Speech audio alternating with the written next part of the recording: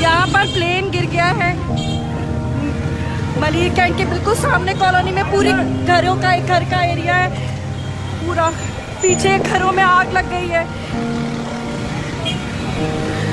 Plane crash हुआ है यहाँ पे। स्टार्ट करो ना। आ रही गाड़ी। अच्छा, इससे आगे जो 3 घर है ना, वहाँ पे कितनी फैमिलियाँ फंसी हुई हैं। हाँ, वो जो कोने की उधर भी है, गाड़ी को पहुँचाया उस गली के कोने। वहाँ से भी रास्ता है, वहाँ से रास्ता है।